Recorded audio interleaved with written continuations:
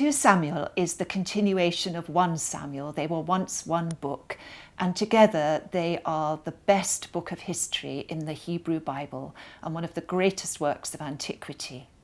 They bear comparison with Herodotus, usually considered the father of history.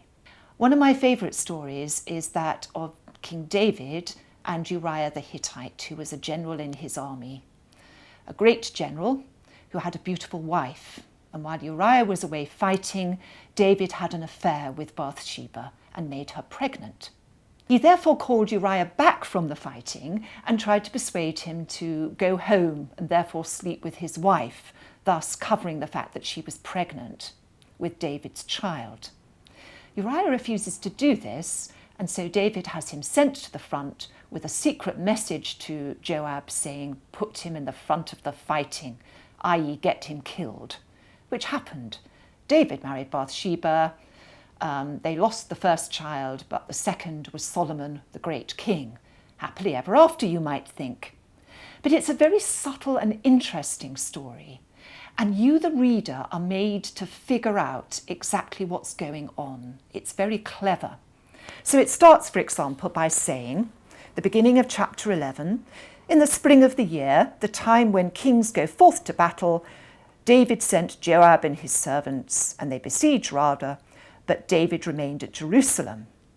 Now that seems very simple and straightforward, but if you know that traditionally kings like King Saul went to battle, they were charismatic, ecstatic leaders, here's David staying at home. So you, the reader, are beginning to kind of judge him. And then what does he do while he's at home? It happened late one afternoon when David arose from his couch and was walking on the roof. He saw a woman bathing and the woman was beautiful. What's he doing? He's hanging around on top of roofs, having siestas and looking at naked women. Women, in fact, who are bathing in a ritual bath. It's not just a kind of swimming pool in California. This is a ritual bath after her menstruation, which makes her ritually pure again. And fertile. So all sorts of clues are being given you about how you should judge David, and you are being encouraged to judge him as if you were God. Then when Uriah comes back and is told he can go home and he refuses, does he refuse because he's a heroic warrior? Does he refuse because he's guessed David's little game? Does he refuse because he belongs to that tradition of ecstatic warriorship and thinks that he shouldn't go home because that would be to be incontinent and that goes against the tradition? We just don't know. It's the mystery of the human heart. And the writer of 2 Samuel makes you see humanity as something that is deep. It's a very modern understanding of humanity and quite unique. And it goes on all the way through that book. Every story has that kind of complexity, that kind of paradox. People think that good history just means telling you facts, but that's a very old-fashioned view of history. Modern history recognises that every story is always shaped. And this story is shaped. It almost reveals its shaping to you, but it gives you quite a lot of facts. There's an enormous amount of detail in the story, and you yourself are being asked to evaluate it.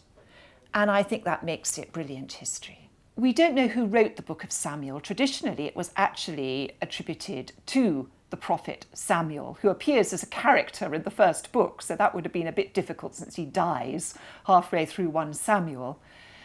There are many editors involved, but there is a sort of early source and a late source, but you can feel the presence of one narrator going all the way through.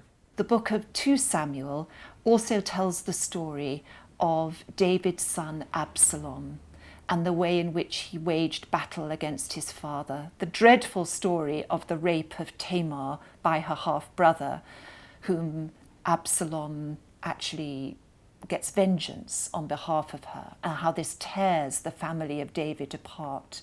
It's very beautiful when Absalom dies.